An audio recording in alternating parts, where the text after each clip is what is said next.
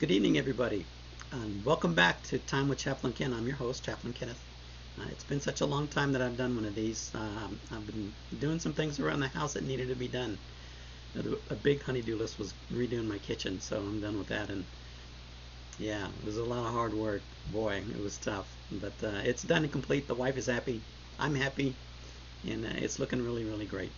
But it's good to be back with you. I've missed you. I love doing these. I guess you could call them podcasts.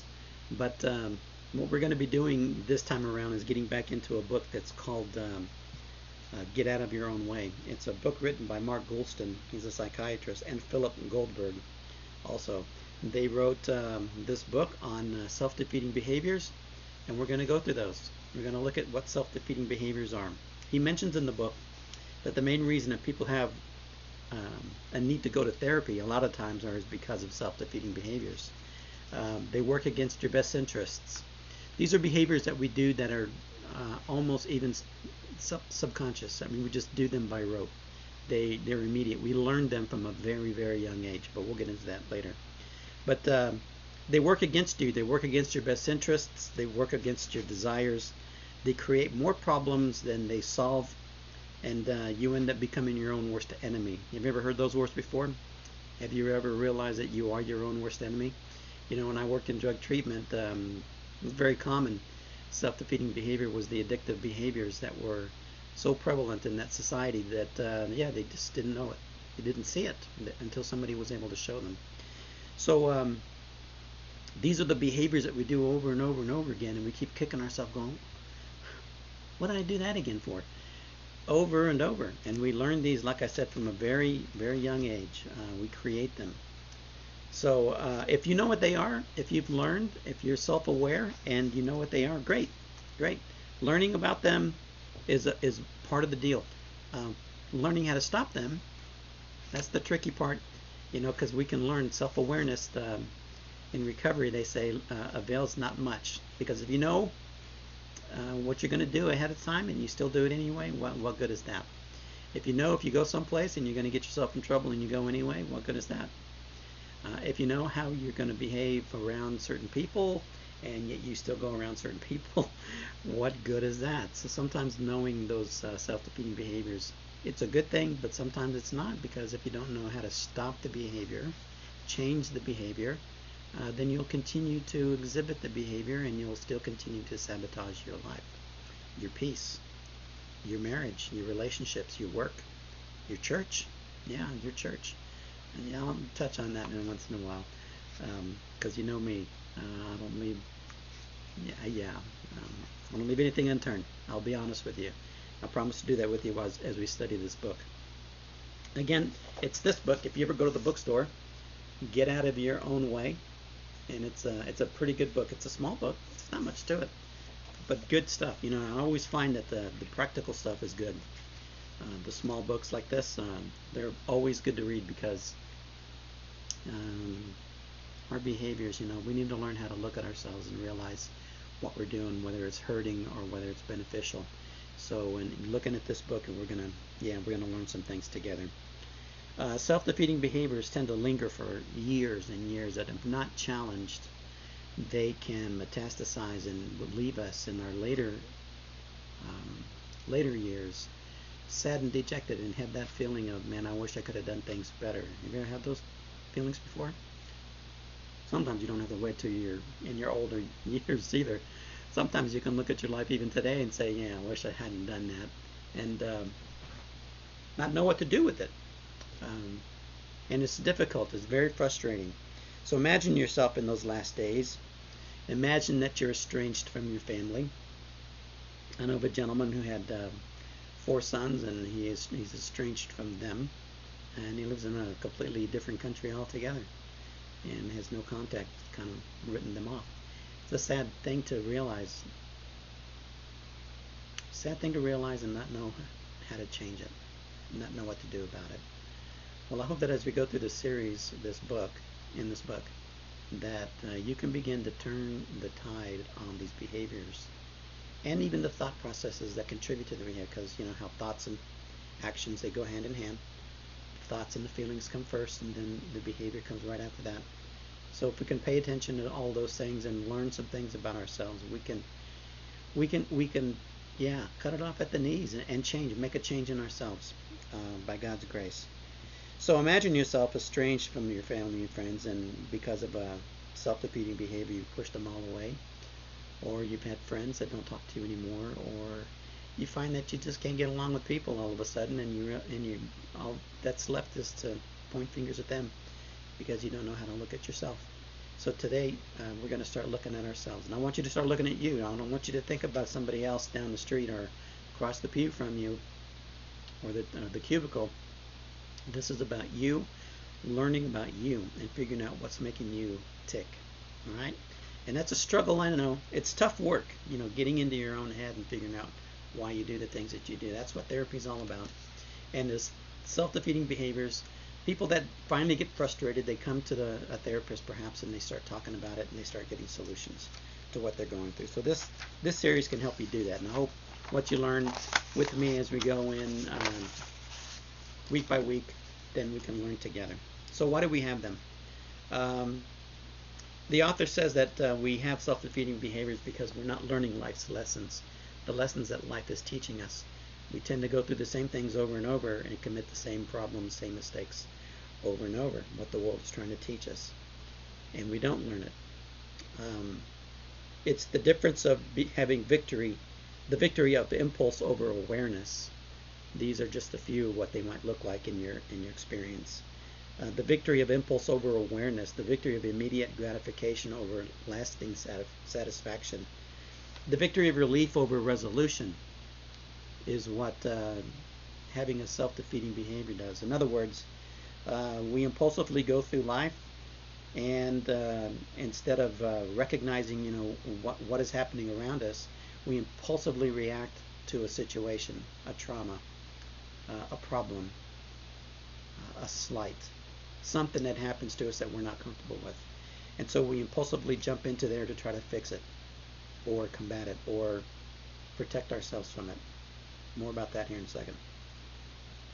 It's the immediate gratification over the lasting satisfaction because self-defeating behaviors are short-term. I mean, you have to have this thing fixed, and so your behavior is geared to giving you a quick solution to something.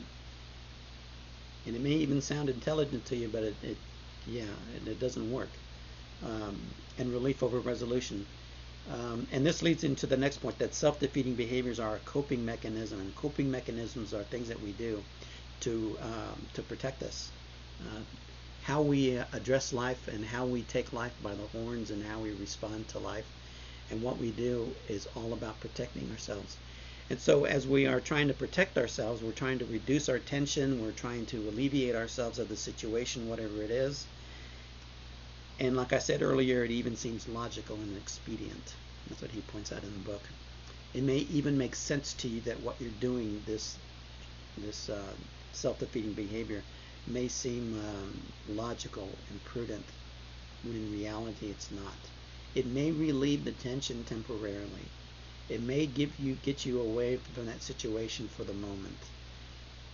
But I guarantee you, like he says in the book, that life will come back until you learn your lesson. And if life doesn't do it to you, you will recreate the circumstance whereby you have to do the same things over and over and over again. Isn't that right? You guys in recovery know this. You will create the situation that will create the trauma, that will create the drama, that will create the pain, so that you can go back out, and your self-defeating behavior, if you're facing an addiction, is to go back out and use again. Then you're back at square one, aren't you? Well, even if you're not in an addictive situation, the same behavior can still be exhibited the exact same way, because we want relief from what's happening around us. We will go for the first impulse, and that is from what we picked up in childhood. So let's look at some things in childhood that we can kind of consider. It's not really in depth, it's not intended to be really in depth, but the author points out some good things. He says that in trauma, let's say we have a trauma in childhood. If the child is loved and supported and is given good guidance, they usually tend to learn good coping skills and coping mechanisms to get them through the problems. And even as they become an adult, they can still have some self-defeating behaviors, but they're not as in depth, they're not as deep rooted as if you didn't have the guidance. And they're usually correctable on the spot when somebody talks to them and points it out. And they have that resilience, that confidence, and that resourcefulness that they've learned from having a loving, supported, nurturing, guiding home life. And so this is why having good values and good principles that guide your home are so important for you to pass along to your children, to teach them, so that these behaviors don't grow in your own children. So when you see them, you can give correction and good, loving guidance, spiritual guidance, scriptural guidance, stuff that your church teaches that is healthy and good and proper, and you can show them, and it can make that connection with them, and they'll get that. Now, on the flip side, if a child is abused and neglected and unsupported, well, you know what that's going to look like later on in life. They feel alone, they feel incompetent, they feel incapable, they feel unsafe, they don't know how to handle situations, and so, yeah, to escape, they'll do anything to escape the trauma, anything to escape the uncomfortable feeling, anything to escape the fear, and then eventually it'll create, from a very young age, a self-defeating behavior that continues on into adulthood. Those are the ones that are deep-rooted. Those are the ones that they're not even aware of. Now, you might even, in a nurturing home or a loving and supportive home, you still may not get the guidance that you need, but you had the love and support. And you may still end up like the child who's abused and neglected because nobody nurtured you and showed you and taught you and helped you create those behaviors that are more positive, that are not self-defeating and not more hurtful on you, because, well, even though your parents loved you, maybe they had their own demons they were facing, and didn't know how to pass those learning experiences on to you. And then it becomes a slippery slope, because then that child or that adult has children. And what do you think happens to those children? Well, it goes on and on and on. Yeah, the Bible talks about, the sins of the father being visited upon the children. That's what it's talking about. We pass on those traits, and we pass on those qualities, those values, those principles to our children. If we don't have them, guess what? They're not going to pick them up. Unless, God willing, he puts somebody in their lives to help them. And a lot of times he does. So don't give up hope. So people who are neglected, he points out in the book, they feel defeated and withdrawn. And they end up these are the ones that tend to have the negative self-defeating behaviors. So they feel neglected, defeated, and they withdraw. If they feel neglected at home, when they get older, they withdraw. And they feel defeated because they never got that love and nurturing, that acceptance. They never felt that belonging, that family thing that happens. To those of you that have a good, loving family, and you know that feeling. And a lot of kids and a lot of people out there that are not being raised in homes like that. And so they feel the neglect, and so as an adult they withdraw from the world. The children that are abused, he says, get angry and they tend to strike out, which is true, because they learn how to not only mimic the behavior of their abuser, but they learn early on that when they inflict it on somebody else, hey, something happens, they begin to feel better. They begin to feel empowered. Not better, but empowered. And that empowerment is an elixir because it makes them think that they're feeling better. They think they have the power, and they think that they're not under subjection anymore. I'll put it to you like this. I was the youngest in my family, and I got picked on the most. But you know what? I started feeling better when I got a temper. Crazy, right? I got a temper and I got bigger and I started going to the gym, and so I started lashing back. Well, after years of figuring out that, hey, you know what? I'm not getting picked on anymore because nobody likes to get hit by me. So I stayed angry for years and years and years. I've shared this in other videos. But for years, angry, and you talk about angry. I still have that switch and that ability, but man, God has been good. God has been good, and he's been showing me and teaching me that I don't have to be angry. And the anger came because I was usually afraid of something, and the fear, I didn't like that fear. And so anger gave me that sense of being empowered and not afraid. because then I can fight back. Yeah, so if you're like that, there's hope. There's hope. And then he says that for those that are not given guidance, they kind of tend to lack self-confidence and self-reliance. You're not given good guidance. So parents, let me encourage you to share with your children those values that are everlasting, those values that are good and honorable, those values that uplift the human experience, the value of the person that you have sitting in your lap. Let them know that they're loved and cherished, and they will take that and they will run with that and begin to grow from that kind of love and nurturing from their home. Yeah, so this is where usually our self-defeating behaviors come from early on. And if you have somebody that can help you figure out what that was and what that looks like for you and how that's manifested itself with you, like a counselor or a good chaplain, seek them out and talk with them. If you want to message me, then yeah, message me. We can talk, and we can go from there. If I can help you, man, I'm here for you. Hopefully, as you go through the book, you'll learn how to see it for yourself and make some plans and goals for yourself. He talks about in self-defeating behaviors, oftentimes that they are quick knee-jerk reactions, and so he says, take the 5-step pause. Yeah. So the knee-jerk reactions are kind of flash-in-the-pan solutions. You ever have a knee-jerk reaction? Yeah, it's quick.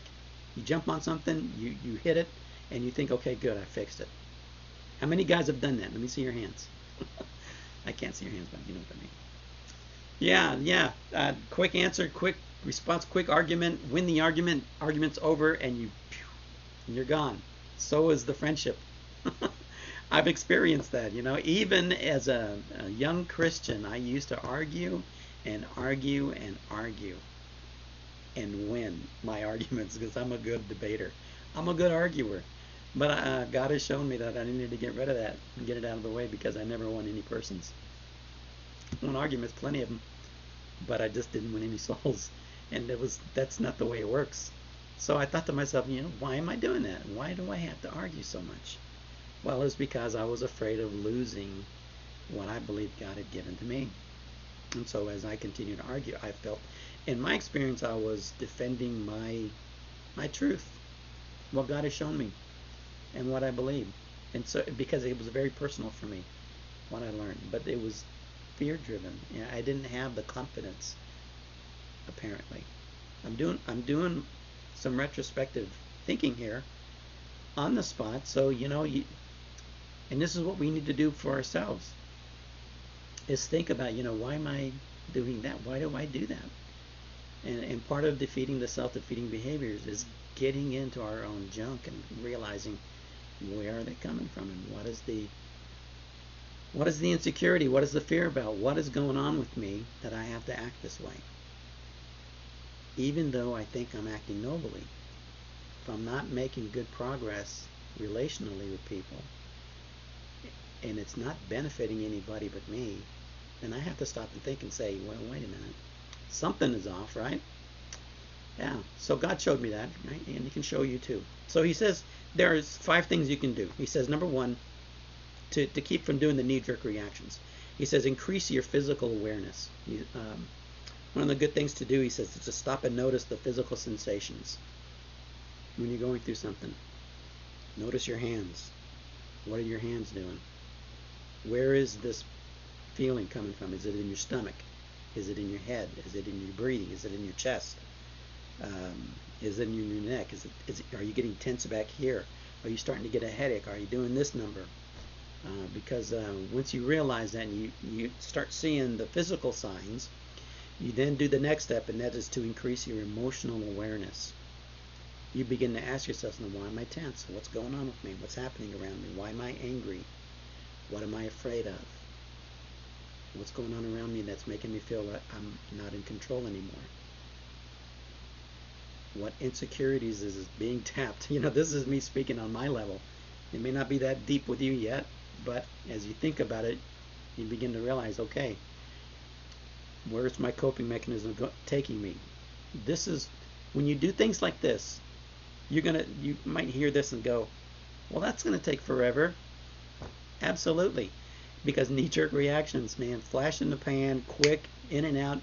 You leave a hand grenade thrown in a room and you're out. And what's happened to everybody? They're blown to pieces, but you're okay because now the fight's over and you won. And you haven't won much. So these things take time, and it slows the whole process down, which is important. It slows the process down. It slows your thinking down. It challenges you to say, okay, wait a minute, hold on, let me think, what's going on? What's happening? What's going on inside? What emotions am I feeling? And then you ask yourself why. And then number 3, he says, to increase your impulse awareness. Because when these emotions and these feelings start taking place and your heart starts beating, the impulsive thing is to jump and do that thing that you're used to doing. But these steps are challenging you to slow that process down. So what actions are you wanting to take? Are you wanting to fire back an answer? Are you willing to argue with somebody again? Are you willing to tear somebody down? Are you willing to do the road rage thing and you know how it is? Do that? Are you willing to do that? Yell, scream at somebody, roll your window down, throw rocks at the dog that's barking? What is it? What is the impulsive action that you're wanting to do? And then you need to increase your consequence awareness. Because once you recognize what you want to do, then you look at the consequences. Stop and play the tape through, we say in recovery. Play the tape through. How's this going to end? If you take that action that you want to do that's impulsive, what's at the end of that movie? What's the result going to be? Are you going to bring people together, or are you going to break people apart? Are you going to give solution, or are you just doing it so that you can feel better for yourself? Usually for a knee-jerk reaction like this, a self-defeating behavior, usually it's for us because we need to feel the security, we need to feel the comfort, we need to get our sense of danger out of our hearts and minds. It's mostly for us. And so are you doing this for the benefit of somebody bigger than you, or something bigger, for the group, for the church maybe? Or is it so that you can feel better about feeling better? And so you look at your consequences, you play that tape through. Are your solutions short or long term? If it's a short term solution, then chances are the behavior is not going to be a proper one. You know, unless it's for something that's like, you know, your kid's running out on the street and the car's coming and you're like screaming your head off and you're tearing off after them and you tackle them in the front yard. Well, of course the kid's going to cry, but you're also going to save your son's life. Short-term goal, yes, absolutely. For some things it's okay. But if you're looking at life and long-term relationships and goals and overall happiness and goodness, then yeah, you know, slow this process down. Slow it down. Take the time to think. Because man, how often have you open mouth and inserted foot? How many times? Yeah, lots of times. So slow the thing down and play the tape through. And then he says, number 5, increase your solution awareness. And this is where you consider your alternatives. Which one is best? Of all those actions that you're thinking of wanting to do, which one is really going to get you to that place where you're happy, where everybody wins? Not just you, but everybody wins. And that's a tough one, because sometimes you have to put yourself behind it. Put yourself aside and consider them above yourself. So think about it. Think about it.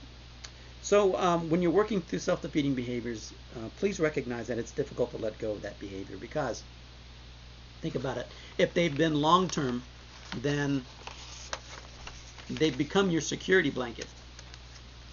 It's how you've been patterning your life for a long time, for years perhaps. And they're safe. They even, and you can bet $1 on this, that they even work for you, not anybody else, but for you, to relieve that tension, to relieve the fear, to bring back stability into your life. But if they are negative and ugly for everybody else, you're not doing anybody any favors, because it's going to come back to haunt you. Because later on, like we said, later on in your years, you're going to regret doing and saying some of the things that you do. So some advice is to get some help. If you don't have any help of a good therapist or a counselor, a pastor, a good chaplain that can help you work through these kinds of things, that we're out there. Look for us and find somebody that can. Um, so get help. Bounce things off of people. Don't always think you have all the right answers. Don't always think that your behaviors are the best behaviors. Yes, I know. That's tough to hear. We go through life and we create a world, our own world, where we think that, okay, now this is good, I'm healthy, everything's good, everybody else is bad, and they're the ones that are messed up. And no, not me, because I've done some work and I've prayed and I got baptized. I told you I'd pick on church people too, because it doesn't end there. And all good things, yes, you came to Christ, yes, you got baptized. What's happened since? Self-defeating behaviors will stick around like glue. Your past you can forget, but your past will not forget you. It will linger and linger and linger. And unless you are really aware of it and really work through those things, they will continue on quite easily in your life. Even as Christians, ask yourself the question, and I'll put the question out there. Are you still struggling over the same thing over and over in your Christian experience even? The same sin over and over, the same struggle, the same temptation, the same trial, and you react the same way over for a long time. What is it that you're not getting rid of? How do you do that? Well, this book series can help you. Number 2, so get some help, because that stuff, man, it gets rooted in there, and a good chaplain can help you work it out, or a counselor. If you have a setback, don't throw in the towel. If you have a setback, use it to be constructive. Learn from it. So as you slow it all down, consider what you're learning and what you learned through it. And so as you experience those things, you can stop it. You can realize it. You can process it, and look and see what went wrong, what went right, what can you do differently, and bouncing that off of somebody else can help you. So don't be afraid to reach out to somebody who can help you. And the third thing he suggests is to reward yourself when you get it right. If you get it right and you do good things, it's a good thing. Amen. It's a good thing. And when you get it right and you defeat the self-defeating behavior, then give yourself an ice cream. I don't know, whatever. Do something. And then the fourth thing is to commit to change. Commit to change. We all need to change. All of us. I don't care how old you've been in a family, or how even in a church, or how long you've been in a relationship. We can always change. We can always grow. We can always look and see what we've been experiencing and realize, what, I can still grow. And so as you do that, as you continue to grow, you become refreshed and renewed and better, because that's what we're supposed to do. We're supposed to grow and get better and help other people through the process. Remember, don't leave anybody behind. We grow because we want to share this information to somebody that we love and care about, and for those that we are in relationship with. So just as we pass on the negative traits through generations, we can also pass on good, positive ones to people that we come in contact with. So that's my introduction for the book. We're going to be going through this maybe once a week, maybe twice. Whenever I have time, I'll get on and I'll let you know, or you can just start viewing I put these on Facebook as a Time with Chaplain Ken. I also put them on Rumble. If you ever get on Rumble, I have a page up there as well, so I'm going to put these up on Rumble as well. You can catch them there. So thanks for tuning in. Thanks for watching. If you like it, give it a good thumbs up, and be on the lookout for new ones. And I'm looking forward to getting through this book and helping you, and even helping myself, because I can still grow and I can still learn. Okay, well, you guys take care. Please pay attention to yourself. Don't forget God out of the picture. Okay, and trust and be blessed. Amen. God bless you. See you around.